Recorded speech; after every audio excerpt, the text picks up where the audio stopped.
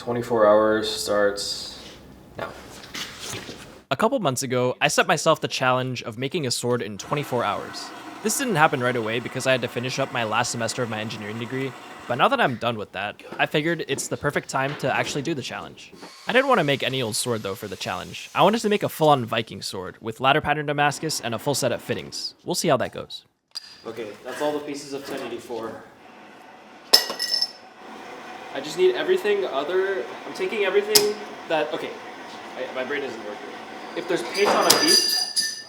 Doing this challenge in my own shop was actually a lot more difficult than on Forge and Fire.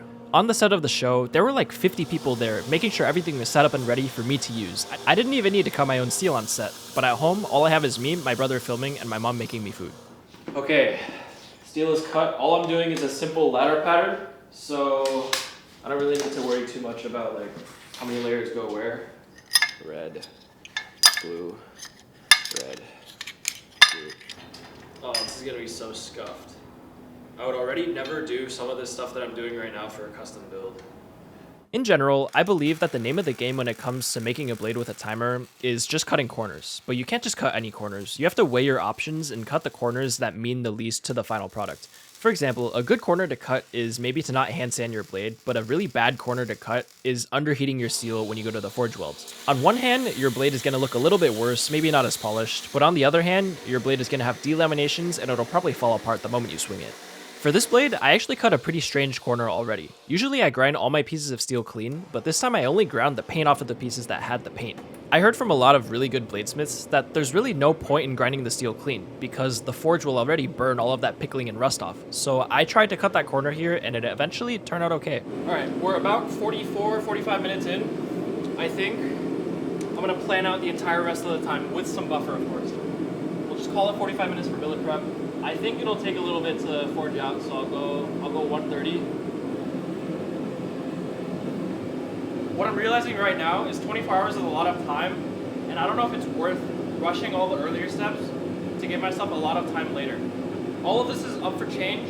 That's kind of how it was like on Forge and Fire. I had like a schedule in my head, but it was kind of always changing. So first mistake of the day, I forgot to weld the centers, so what I forgot to do here was I forgot to weld the centers of the outer pieces of my billet before putting it in the forge, which means that they bowed outward because they heated up much faster than the pieces in the center. This means I have to take the billet to the anvil before it's at forge welding temperature, hit all of the pieces so they're contacting, and put some flux.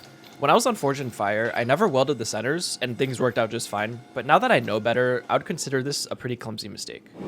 Alright, this is a Viking Sword, so we want one of those big fat globe pommels. I'll give myself a lot of material and we grind down later. And then for the guard, we'll give ourselves this much for guard, this much for pommel. I'm gonna get it cutting on the bandsaw. We're about an hour in. I'm feeling pretty good about where we are. I can't really foresee, because 24 hours is a lot of time, but I think we're good. One of the things that I think I did really well on Forge and Fire was that I was basically always moving and doing something. If the billet was heating up in the forge, I was working on my handle. If the billet was cooling on the floor, I was also working on my handle. I essentially never wanted to just be sitting there waiting for something to happen. I wanted to be proactive and not waste any time. I tried to do exactly that here, and as you saw earlier, I already had pieces for my guard and my pommel being cut on the bandsaw, and this required me to have sort of a vision for the sword that I was going to make before I had a drawing or anything. This is definitely another one of those things that helped me a lot on the show. They showed the example piece, and I wasn't looking at like the shape or anything. I was really looking at the components and trying to calculate how much time needed to go into which one, so that I could go and always be doing something.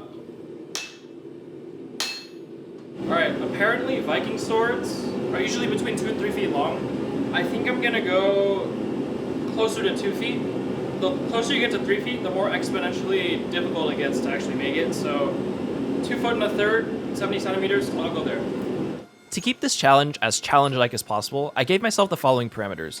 I needed the blade to be between 2 and 3 feet long, I needed it to have a fuller ground through basically the full length of the blade, and I needed it to be etched. I also needed a guard, a handle, and a classic Viking-shaped pommel.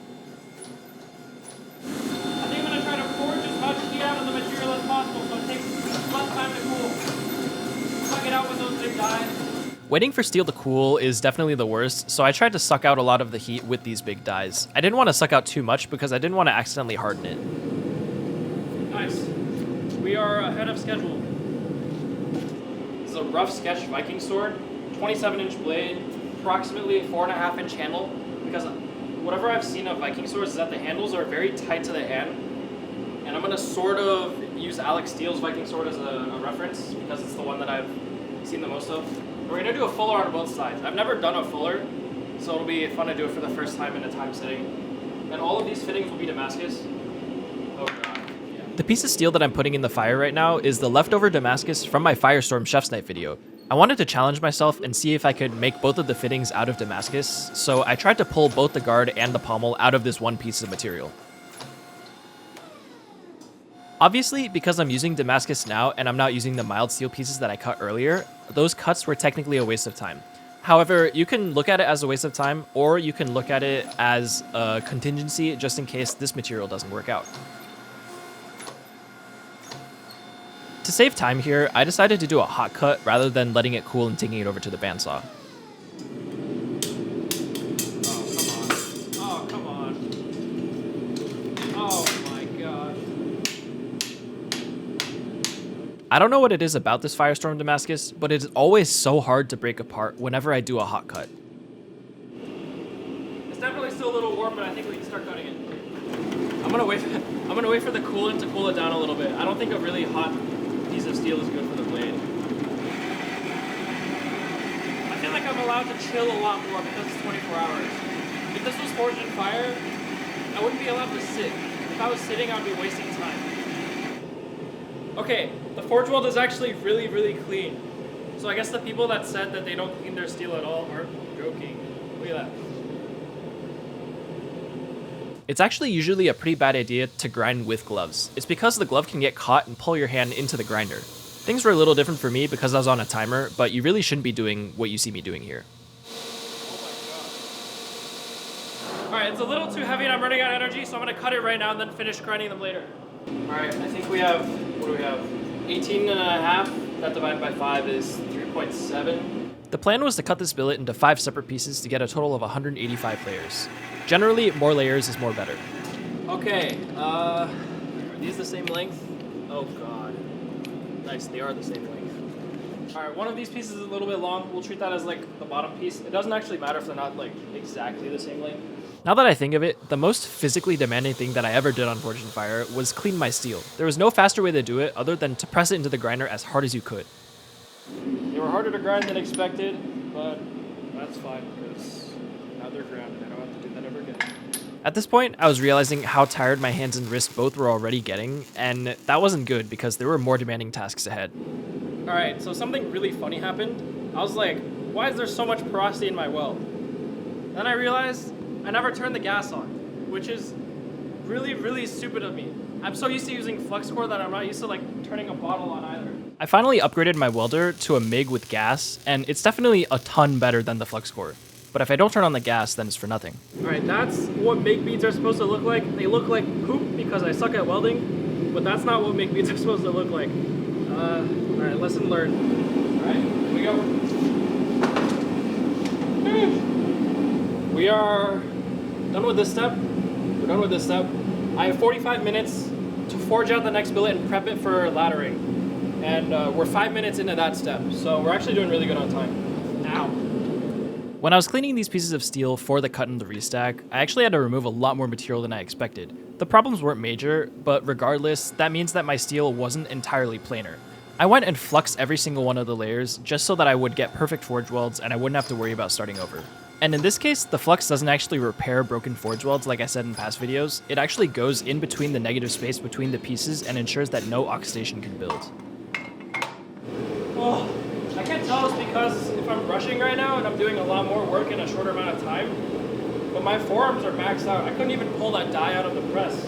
It's definitely been a while since my forearms have felt this way when in the shop, and it sort of brings me back to the first battle of the Gladiators competition with Kurt.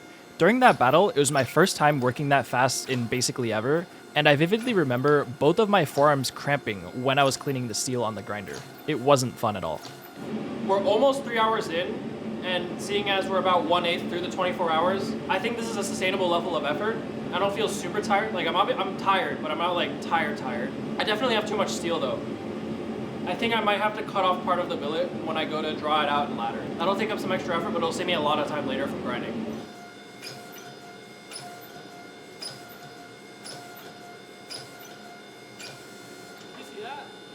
To prepare the billet for laddering, I brought it down to 3/8 of an inch thick across the entire thing. I feel like it's a good balance of getting good action in the Damascus, but also not being too thin.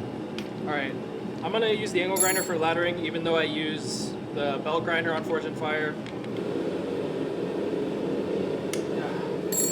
What you're seeing is the start of the most physically demanding process of this entire build. I needed to use the angle grinder and carve grooves through the entire length of the billet. And these grooves aren't shallow at all. They're about 1/8 of an inch deep on either side of the billet. To get that depth in a reasonable amount of time, I had to push really hard. And that meant there was a lot of vibration, so I ended up putting one of the welding gloves on my left hand. And that helped a little bit, but it still hurt a lot. I really hope I ground these deep enough. I would have made my life a little bit easier if I went slightly less than 3/8 of an inch. But they're really tied up here and further apart here because the tip I'm gonna forge out more, and it'll end up looking like they're the same distance apart anyway, so. We forged out the next billet and we ground the ladder pattern, but we're 15 minutes late. So we got a plus 15 everything else. I don't know if I can get the blade quenched by 5-hour 30. I think I'll aim to have it quenched at 6 hours. Honestly, getting the blade in the temper is pretty quick, so we'll just call this 6:15. I think that's definitely more doable. I don't know why I gave myself 30 minutes to get the blade in the temper. There's two ways to make ladder pattern Damascus. You can either grind grooves like I did here and then squish them down flat, or you can use a set of dies and squish material outward and then grind those flat later. Neither of these are wrong, they're just different ways of making the same pattern. Okay, I can definitely pull an extra 7 inches out of that. I'm gonna draw out a little bit of this for the Tang, cut it off, and then we'll be ready.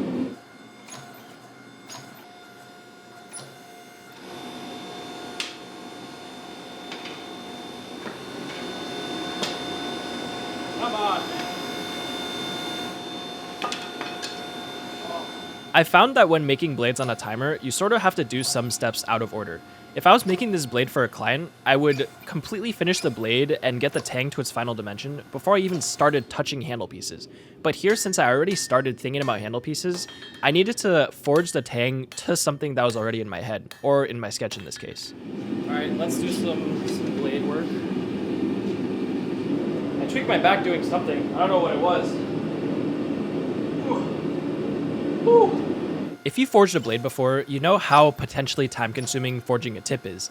It's not something that really takes up the most time, but you expect it to be quick. And when it ends up taking a dozen more heats than you expect it to, it feels like it goes on for forever.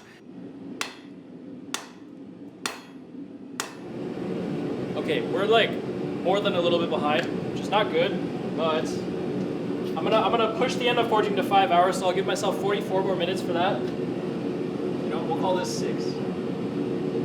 Wait a minute. Oh, we're on time. We're on schedule. I read my numbers wrong. 27 might be pushing it for this seal. You know, I'm going 24 inches. After some pretty careful thought, I decided to finally launch a Patreon. I'm extremely grateful for everyone watching my videos, but if you really enjoy what you see and would like to support me further, feel free to check it out at my link in the description. I do want to talk about one of my tier benefits that I think a lot of you will be interested in. My $1 and $5 tiers are pretty standard, early access to videos, tutorials, and such. Above that, the tiers are expensive enough to where I really want to offer something that's worth it. In my $20 tier, you get monthly entries into quarterly blade raffles where I'll be giving away fully fledged blades, and these will be brand new blades, not old ones that just happen to have my name on them. I don't plan to cheap out on these, and I can guarantee that they'll be worth it. At $50, you get 3 entries a month and a shout out at the end of all my videos. Alright, I'm pretty happy with how it's looking right now. I'm just gonna do some light bevel forging, finalize the Tang, and I'm gonna be ready to normalize it.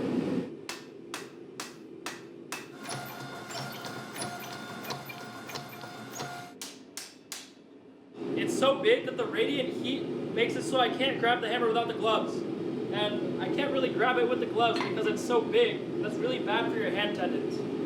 So I'm kind of just like struggling a little bit. Regardless of how much pain my hand was in, the next step was to do some final straightening and then get ready to do some normalization cycles. I'd be doing these in the forge though. I wouldn't be using the kiln because it would be way too slow.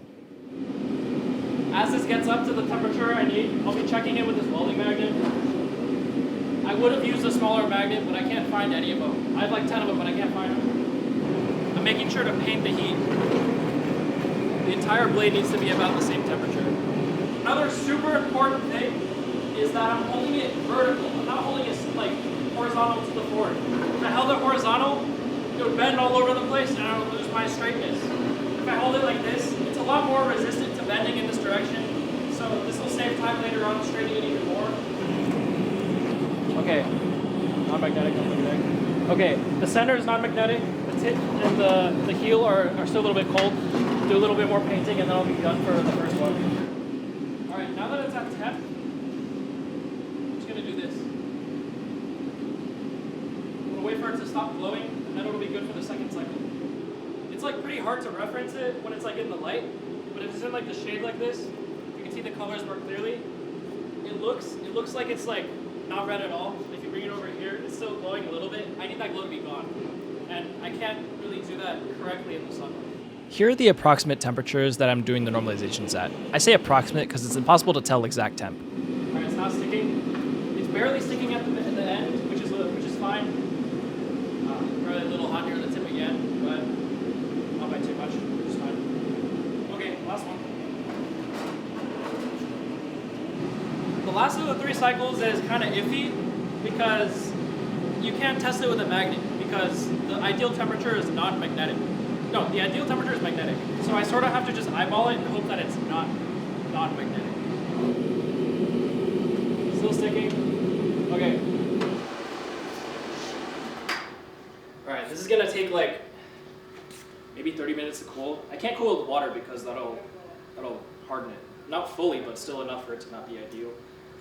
When I let this cool, I can't actually let it rest on the anvil to cool because the anvil will suck heat out of one side of the blade and then it'll pull it and warp it. And I want to go to the quench pretty straight, so I'm actually going to set it on the concrete.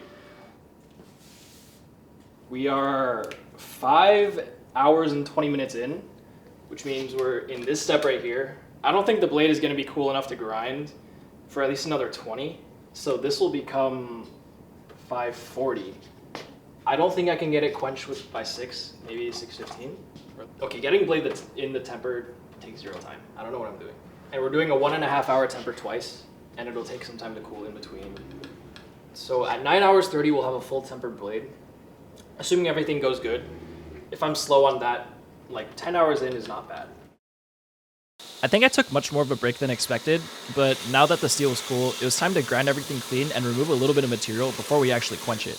I did the thing again where I leave way too much material on the blade before heat treat, and because the steel is soft now, it's a lot easier to grind than it would be after the heat treat. So I actually spent like maybe half an hour on the grinder here. To help save time, and because I'm not using the kiln for the heat treat, I actually turned on the forge in the middle of my rough grinding process. I could have technically kept the forge on the entire time, but unlike Forge and Fire, I'm not running on an unlimited budget, and I actually had to worry about propane use. Because I was going to be putting a fuller along basically the entire length of this blade, I needed to make sure that the flats of this blade were as planar as I could make them. Obviously, doing this with the belt grinder isn't perfect, but in the span of 24 hours, I don't really have any other options. One of the things that I did to help prevent cracking in the quench was that I took the entire blade up to around a 120 grit finish, and I broke the corners on the slack belt. I think I want this at 425 degrees. I needed to make sure to have the kiln already ready to temper the blade because I didn't want to waste any time going from the quench to the temper.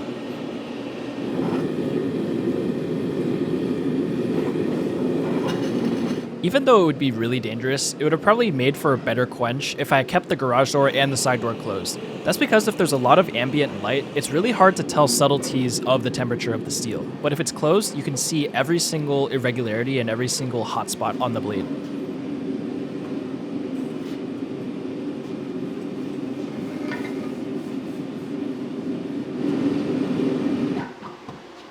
I think that's pretty good. No flash, which means I wasn't over temp.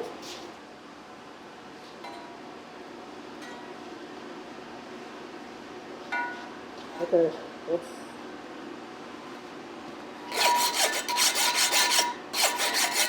Ow. That's pretty hot.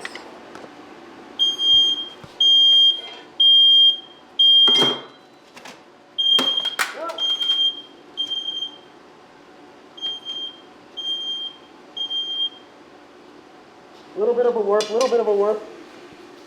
That's not too bad. Actually, that's a pretty bad warp. That's a pretty bad warp. Okay. Aside from the pretty bad warp, I think it's pretty okay. So let's get it in here. Alright. Alright, just took an hour break. A very, very needed break. We are 7 hours and 30 something minutes in. 16 hours and 23 left on the timer. So the blade is bent, and the first temper cycle will be done at 7:45. I think I'm gonna try to do some light straightening this heat. I'm not gonna try and get it like fully straight. Okay, should I use this thing? This is gonna be a lot faster, like a hell of a lot faster, but we all know what happened when I used this the last time. I don't know. All right, we are not straightening. We're just gonna let it cool. For that thing. Here, you can actually see how bad the curve in the blade was after the Quench. It was actually focused mostly near the Tang, which was kind of nice. As the blade was cooling from the first temper cycle, I thought it would be a good time to actually start on carving the slot on the handle block. Alright, I don't need extreme precision, but something to go off of would be nice. This block of wood here is actually from the same piece of wood that I used in the Firestorm Damascus chef site video. All of the Viking swords that I've seen build use a darker wood for the handle, and I wanted to try and replicate that here. One of the annoying things about working with this type of wood though is that it's really gummy and it gets stuck in the drill bit. So every once in a while I had to pick out a piece like you saw there. Rather than 0.4, we'll do 0.25 from the hole. Okay, it's going back in. The fact that I can almost touch it means it's cool enough. If you've been watching my videos for a while, you'll know that I've been talking about getting a mill for the longest time. I can happily say that I have a mill on the way right now, and I'm going to be making a video on it when it gets to my shop. I'm going to unbox and set it up, but I'm also going to be comparing my knife making operations with the use of a mill and without the mill, so stay tuned. Alright, because I drilled my holes like parallel, my Tang can't taper anymore, which is fine. There's no requirement for there to be a tapered Tang. So I'll have like a straight Tang. And for the rest of the handle, all that means is that I can like carve like a shoulder in here for the pommel, which I haven't started yet, but that's fine. The guard here will be followed shortly, although this will go up here because it's not drawn accurately. But yeah, I'll break the webbing inside here a little bit later. It's not super important that I get it done right now. Okay, so change of plans. I'm doing a mild steel pommel. Damascus pommel means I can't weld it on, which means I have to peen it on, but I don't have an oxyacetylene or oxypropane torch to do that. And there's really no other good way to do mechanical connection. So I'm gonna do mild steel, weld it, and now since I have a MIG, the weld will be really clean. So it'll basically look like there's nothing there. As the forge was heating up for the preparation of the new pommel, I decided to go to the grinder and clean up the material I had for my guard. Because Firestorm Damascus is twists and you have to grind pretty deep to get to clean material, the piece wasn't clean, but it doesn't bear load, so I think it was fine. The power is going to the kill. Okay, I guess we can't do the pommel right now. Yeah, there's cracks in the end of this, and they keep getting bigger. It's like, I wouldn't care about this one because that's gonna be gone, but that one, and like all of these like small cracks, like those aren't good. Like I think if I threw this on the floor really hard, it would just crack right open. It's like I can try filling these with really thin super glue, or I can do another piece and not have to worry about it at all, even though I already drilled all my holes. I decided to just start another handle and scrap the old one because I didn't want to have to bother with those tiny micro cracks. The piece of wood that I chose was this piece of curly Nara. This piece of wood actually comes from the same type of tree as Ambonia burl, but it's from a different part of the tree. That's why you don't get any of those burls. It's definitely not as dark of a wood as the ebony I was using before, but I still thought it would look really, really cool and maybe add some depth to the piece. That's a little ugly, but it's fine. The holes I drilled were actually really far apart, and I should have probably drilled 4 holes instead of 3, so I used this carbide burr to help connect the holes and then finish it up later with the drill bit. I think it's time to carve the slot. And rather than doing the 3-hole method on the handle block, I'm going to do 4 holes on this because I do not want to have to carve out all that webbing. This is Damascus steel. It is a lot more tough than wood.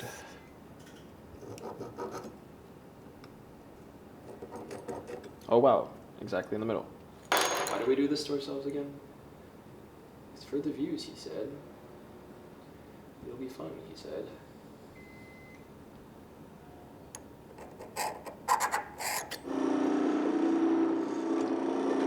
I forgot to center punch, which is why my drill bit is wandering. And I want these to be very, very slightly to the right. This is one of those things that I can afford to do now because I have 24 hours as compared to the 8 hours on the show. On the show, I would have just drilled my holes, and even if they were really lopsided, I would have still ran with it. There was basically no time to make any corrections unless the mistake was actually fatal. I think my drill bit is chipped. Wow, that is a lot better. How many hours are we in? We're like almost 10 hours in. If this breaks, firstly, you won't see this video. But also, okay, I'm gonna shut up.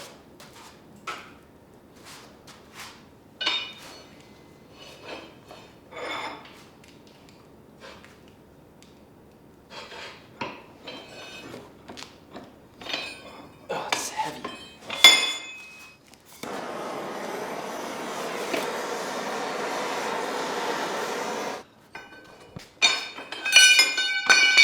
Okay, that's great.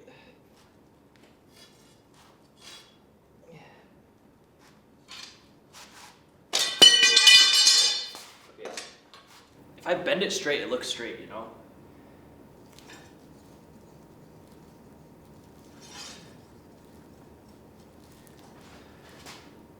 Okay, that's like...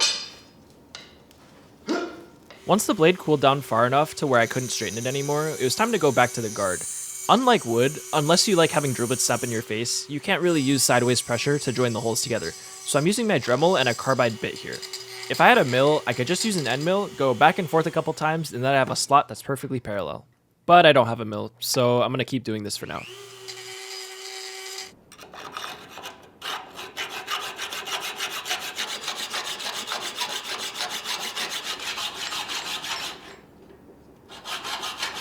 The Carbide hammer is one of those things that I would consider bringing on the show if I was ever invited back on, but I don't know if I would actually have the time to use it. It's one of those things that can either take 5 minutes or 50 minutes, and I wouldn't be able to spare 50 minutes. Something kind of funny happened here, and because the steel was now hardened, the sparks carried a lot more energy, and they gathered into a pile and lit on fire in my dust collector.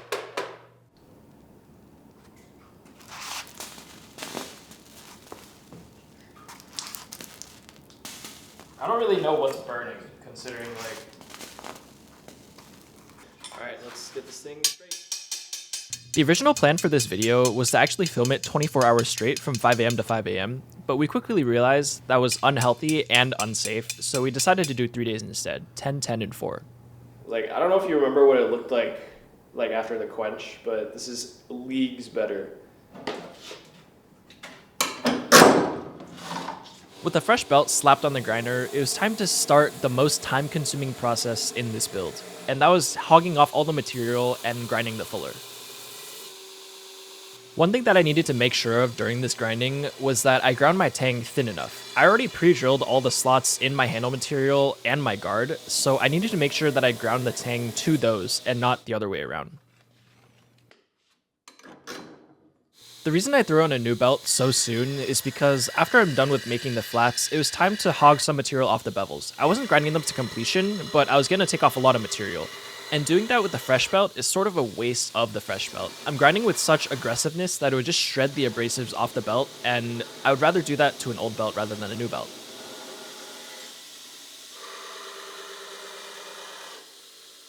Okay, I think it's actually time for the fuller. I can't grind the fuller after the bevels are like fully done. I think I want a pretty deep fuller, so I'm not gonna go with a 10-inch or an 8-inch wheel. I think I'm gonna go with like a small wheel. This is gonna block the sword if I'm using a small wheel, so it can't be here.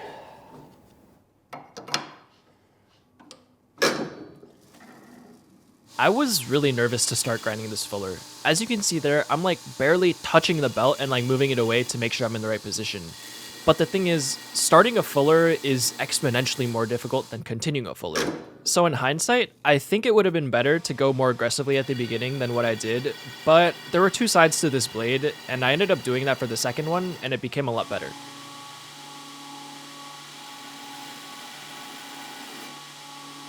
At this point, we were around 10-12 hours into the challenge, and I knew that I was going to have to spend a lot of time grinding this fuller and grinding the rest of the blade.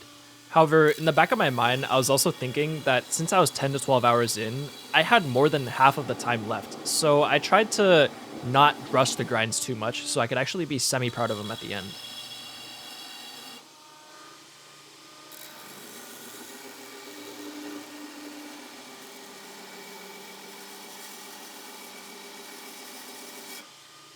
Okay, that was actually like really quick. The first side, like there's some wonkiness. Second side, it's like there's like no errors, which is like pretty good except for that one. I need to see how far the fuller is supposed to go up the blade. I actually forgot to do that in research, so let me do that right now. All right, from what I've gathered, this fuller is supposed to basically go 3 to 4 inches from the tip. I couldn't find like exactly what it's called or like exactly how far, but I think if I like eyeball off of the example Viking swords that I saw, like it can't be too wrong. There's a few things that I've learned about grinding fullers in the time that I spent grinding them on the sword, and one of the things is that the angle of the blade really matters a lot. If you keep the blade perpendicular to the floor, the fuller won't really want to wander anywhere, but if you angle the top of the blade forward, then the fuller is going to creep upward. If you angle the top of your blade towards yourself, then that fuller is going to be pulled downward pretty aggressively.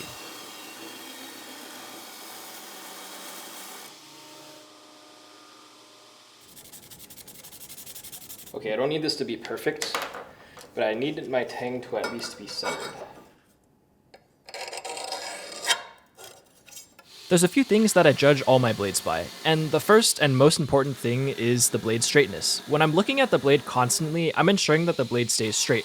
Sometimes when I'm grinding, it warps a little bit and I have to fix it. A bunch of times this build, I had to go back to the anvil and re-straighten with the Carbide hammer. I didn't want to show it though, because it gets kind of boring. We're almost at the halfway point. I'm surprised the grinding is going so fast. In an hour and a half, we went from basically a flat bar to a full fuller, fully profiled, like pretty thin on the edges, maybe like another hour max to get this thing finished on the grinder. That leaves me a lot of time to get the guard and the handle block fit. This might take a minute to get on, and that might eat up like an hour or two, which kind of sucks. To ensure that my guard fitting isn't too bad, I'm rounding out my Tang. This will make it so I don't need to carve a rectangular slot. Okay, so I think it doesn't actually look like a Viking sword until this fuller continues all the way down.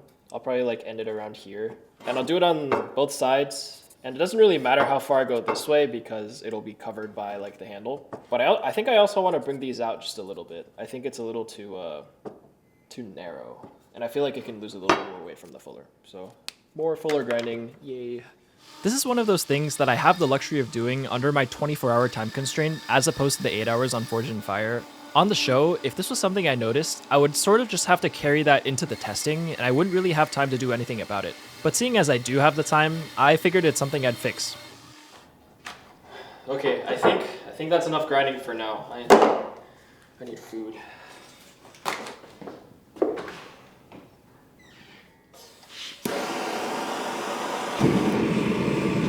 Okay, while that heats up, I'm gonna use the time to file this slot out because I think it's the most effective use of my time. It feels a little weird to be forging this late into the challenge, but I couldn't use the forge earlier because the kiln was using my 220 volt power. All I needed to do was thin down this piece of steel so that I could use it for my pommel. I think this is more than enough like area to make my pommel out of, so I'm just gonna let it cool.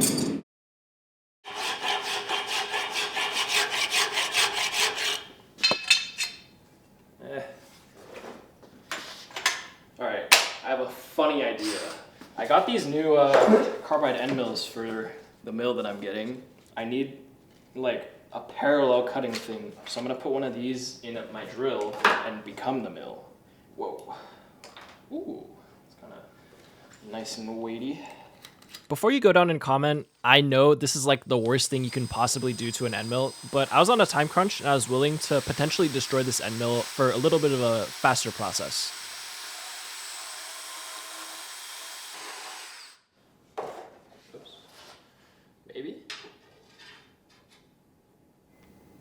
Okay, we are at approximately 13:45 right now.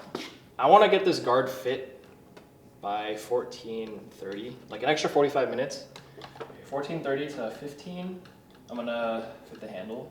And then after this, I'm gonna give myself 2 hours for the pommel. Actually, that's a lot of time. I'll give myself an hour and a half. I still need like 2 hours to finish grinding the blade. I still need to etch everything.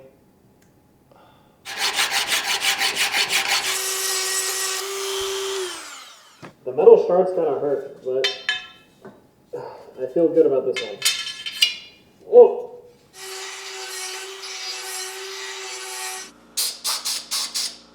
The burr is so fast. Now I'm just covered in these small, like, metal shards that are sharp, and I can barely see them. Oh, it's annoying as heck. I think I'm gonna chill for a bit on it because I'm tired. Hello? I think I'm gonna do the wood. The wood will be really easy though. Oh my god, it's like being overstimulated, but like a billion times worse. Because you can't stop it, you can't find them, you can't take them out. I scrub my hands with soap and like a Scotch-Brite. And like I'm probably missing a layer of skin now, but okay, there's still some. Ow. This reminds me of when I was little and I was really stupid and tried to pet a cactus. The cactus didn't have the big thorns, but it had the really small ones, and my mom had to individually pick them out with a pair of tweezers. I think I was trying to show off to some friends at the time, but honestly it was really stupid. Please have made some progress. That's some progress, but I want more, please. I've decided to do a burn and Tang. I don't care if these get bad rep, I'm doing it. I need a better torch, holy sh**. Maybe I'll just use the forge. I probably don't have to mention it, but I would never do this on a knife that I was actually like making to be good and sell. It's way too risky. Sometimes this burn-in process is frowned upon a lot in Forged in Fire, but I'm gonna be real with you. Every single blade that I made with a hidden Tang on the show, I used the burn-in method. The only thing about the burn-in method is that if you use it with stabilized woods or like super dense woods, it's not gonna work as well. And it can actually lead to some pretty interesting consequences.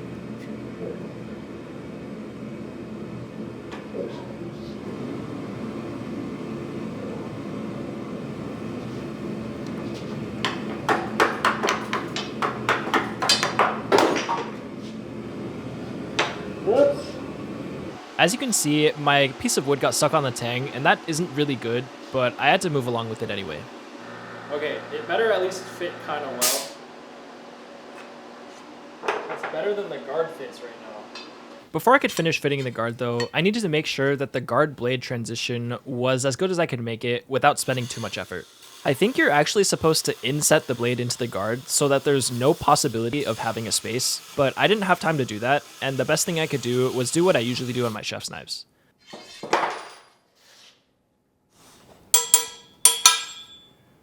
Oh my gosh, we have like a 1/4 inch, and handle block already fits all the way on. Oh, it's so close, it's so close.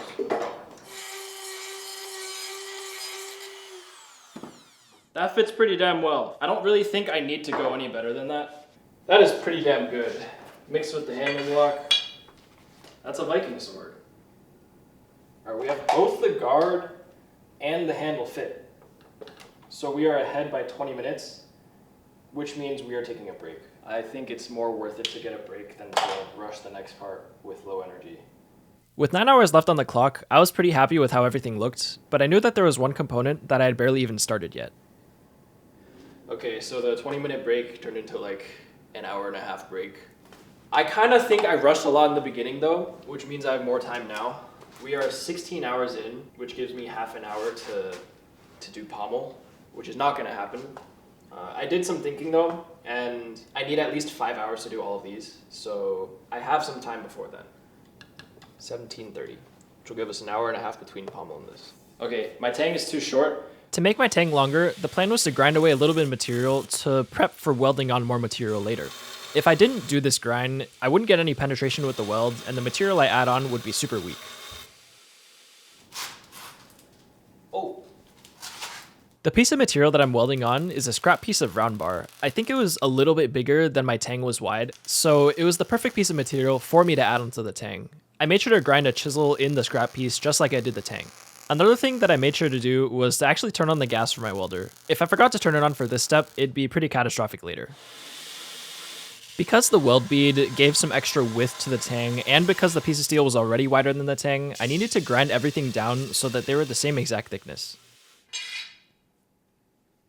Yeah, I think I need to do like a very interesting construction because I don't necessarily have the time to do it any other way.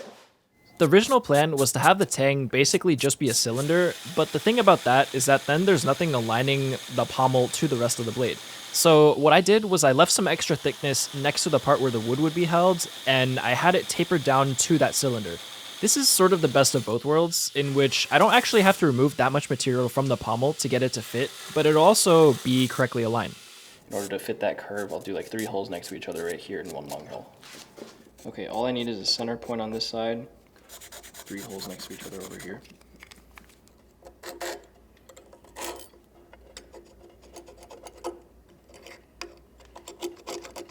At this point in the process, I had around 6 hours left, and I was feeling pretty good about how much progress I made and how much progress I still had to make. The thing is, I was already extremely tired at this point, and I started to move a little bit slower. The best way I can explain it is that if I had 10 CPU cores running at the start, I'd probably have around only 6 to 7 running right now. Oh. That explains a lot.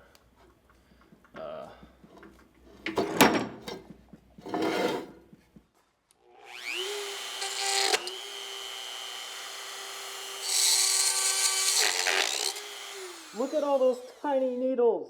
Bro, that stuff is in my skin.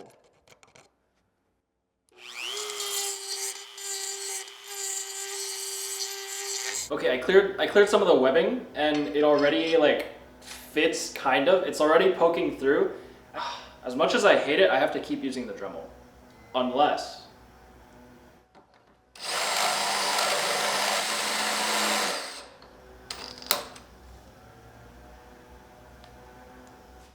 I actually feel pretty optimistic about this. Ooh. It's very crooked, but we can grind that straight. All right, let's play a little game. I want you to think of a number and then follow the steps that you see on the screen. And you can pause if you need to. The rules of the game are if I can guess your number, then you owe me a sub. I'll make my guess in a little bit, so keep that number in your mind for now. Come on, man. Oh! Did I do it? I did it. I did it. Was your number 15? If it was, you know what to do. Back to what's actually happening though, what I'm doing right now is I'm finally shaping my pommel. It definitely took a while to make that compound slot in the pommel, but now that it's finished and I can finally start hogging away material, it actually felt pretty good. Alright, I took a 10-minute break, but I think I want to take a 10-minute nap. Okay, it's been 15 minutes. I'm gonna grind this handle now. Even though this entire build was on a time crunch, I still attacked the handle with the exact same strategy that I would otherwise. That strategy being, first I grind out the profile so that I like how it looks with the entire blade, and then when I'm happy with that, I take it back to the grinder and I begin taking down the thickness. I don't actually start rounding out the handle at all until I'm satisfied with the profile in both directions, that being from the top of the blade, the face, and then the side of the blade, the edge.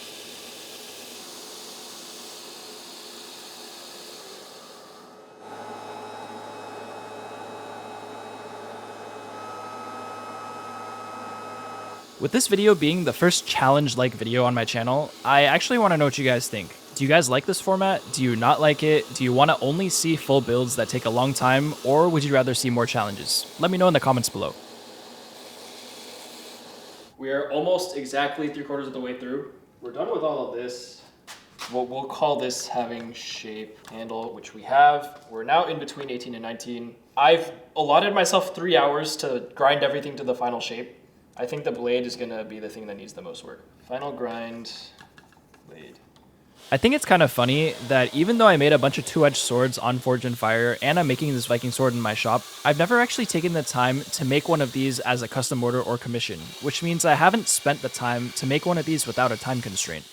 Obviously, I don't know exactly when I'll be making my next 2-edged sword, but when the time comes, I kind of want to revisit the Viking sword, except make it in a more complicated Damascus, and maybe try my hand at some more intricate art forms that would be in the fittings. Maybe I'll learn engraving, or maybe I'll learn like uchidashi or whatever it's called.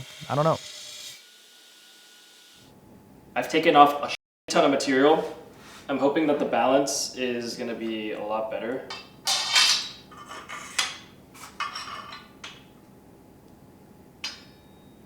Okay, it's still a little heavy, but I'm going to be taking a lot more weight off the tip. Balance right now is around 4 inches in front of the guard. I think if I can bring that back like 2 more inches, it'll be perfect.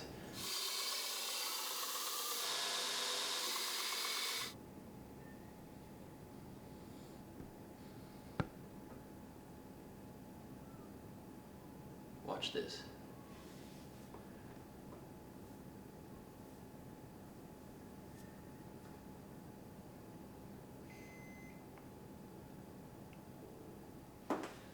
Oh god. Having already lost my mind, I figured it was a good time to turn my attention back to the guard. The guard for Viking swords is actually really plain. I was surprised when I was doing my research that they all sort of looked the same and they all had pretty much the exact same shape. That made shaping my guard pretty easy, so I pretty much immediately turned my attention back to the pommel. The pommel has a much more complicated shape, and even though I was doing a shape that was basically the bare minimum to be considered a Viking guard, there were a lot more facets and angles that I had to keep in mind while I was shaping it as compared to the guard.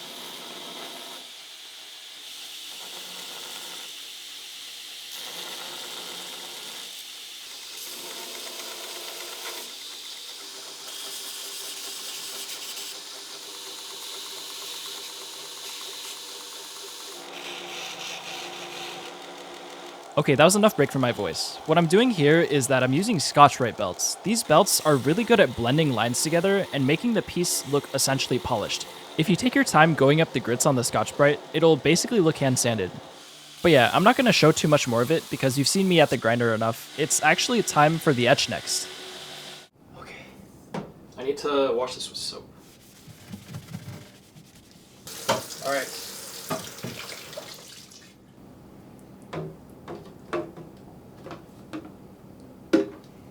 4-minute timer, 4-minute timer. Okay, let me get some wire and wash the guard.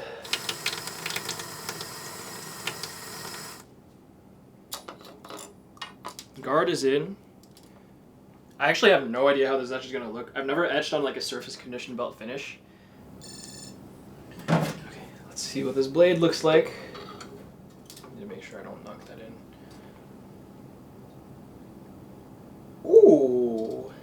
Okay, for this finish, I'm gonna just like rub it. Yo, that's pretty good.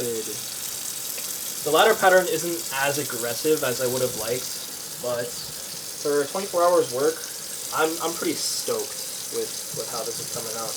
Blade in for cycle number 2. What was that voice crack?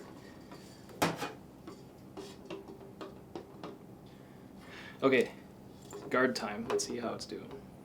Oh yeah, look at that. Look at that firestorm. That's a pretty cool looking guard. Okay, I'm optimistic. I'm liking the way this is looking. That's a little better. Quick wash. It's a lot more contrast than I thought it would be. I couldn't think of the word there. Let's see what this guard is doing. I think the guard wants a deeper etch. I'm pretty damn happy with that. For a 20-minute etch and no coffee. I'm really happy with like the depth on this, but there's like this slight yellow haze. And since I have some extra time, I'm gonna try to buff it. If it doesn't work and it gets rid of the contrast, I'll etch it again.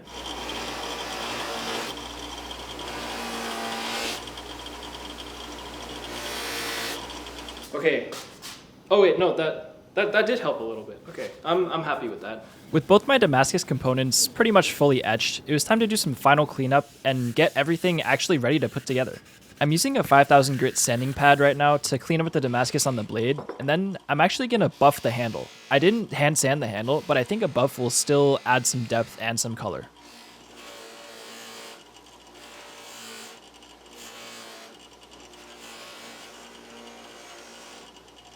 Okay, let's see how the things fit up together.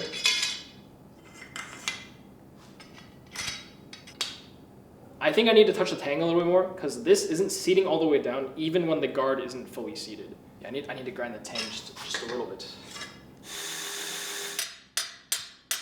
With some adjustments, she seats pretty well now. Yeah, this is ready for glue up. I think I'm gonna get the blade sharpened right now so that I don't need to worry about it later. Okay, I haven't done a belt sharpen in like years. Because I'm on a time crunch, I can't use sharpening stones. If I were to use stones on this blade, it would have taken at least an hour. And I only had like an hour left on the clock, maybe even less. I had to resort to my good old trusty slack belt sharpening. As you can see, there's nothing behind this J-Flex belt, which means that it'll sort of curve around the edge. This will give me a stronger edge, something called an appleseed edge, and it'll actually still get pretty sharp. This is what I did for all my blades on Forge and Fire, and if you saw the cutting test, you knew that they were actually pretty sharp. After I went to 400 grit, I took them to the buffer to knock off that burr. This is scary. I think this is sharp. Ooh. Okay, yeah, that's sharp. Okay, it's time to glue. I'm scared to like touch it because it's really sharp.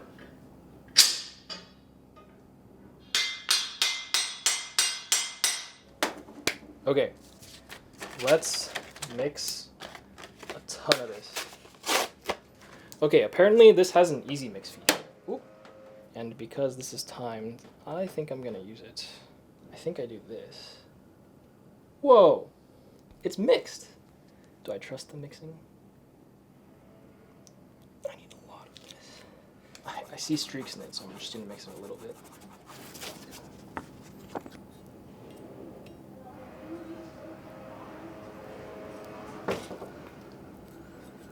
Handle on.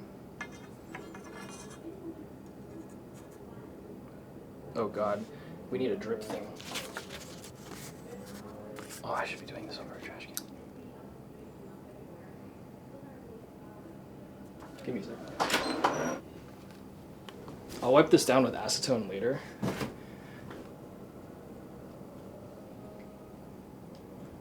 Okay, just a little bit, doesn't need to be too much. It's the one time I'm happy my acetone is broken.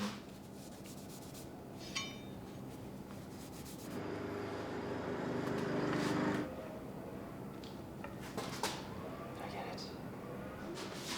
Okay, that is set up.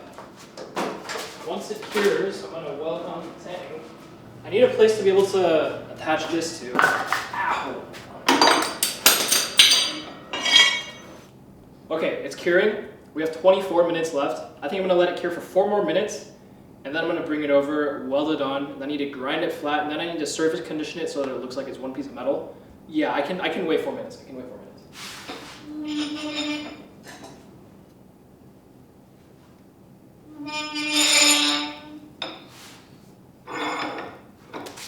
All right, fingers crossed. Let's grind this off. I forgot to change the button.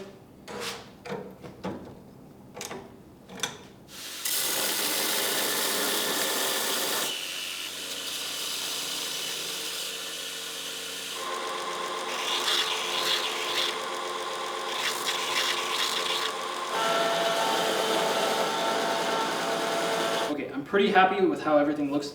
I'm gonna do one last wipe with acetone and then oil, and then we'll be done. Okay, oil. Please, please. Hello?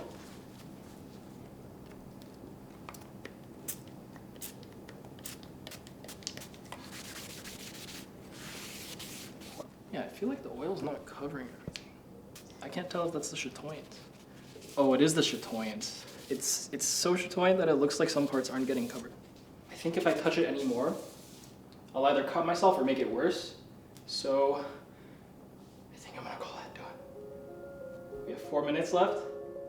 I'm happy with that, I'm not gonna lie. Holy this thing is kinda nice. Oh my gosh, it's like wieldable.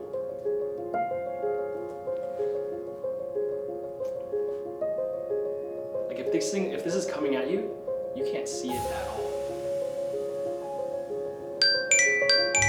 Never thought I'd hear it ring, oh my gosh.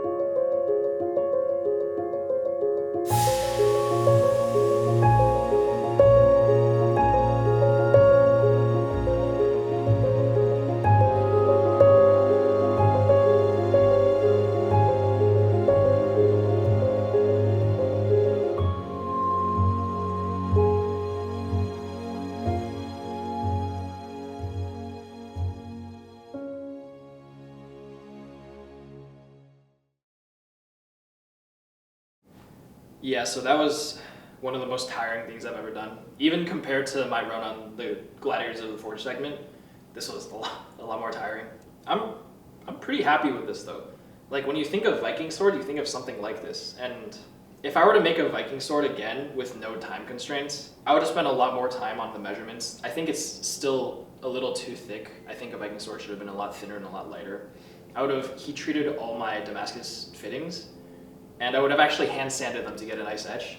Like, this etch looks pretty nice, but it's not like my high contrast dark and light Damascus that I've done in the past.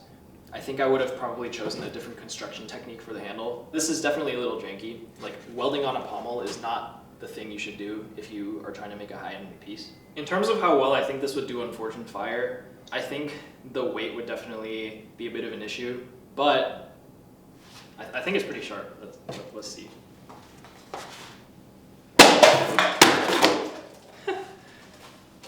Yeah, it's pretty sharp. So this thing doesn't have a commissioner because I don't think anybody in their right mind would commission a sword made in 24 hours. Oh, I kind of want to keep it.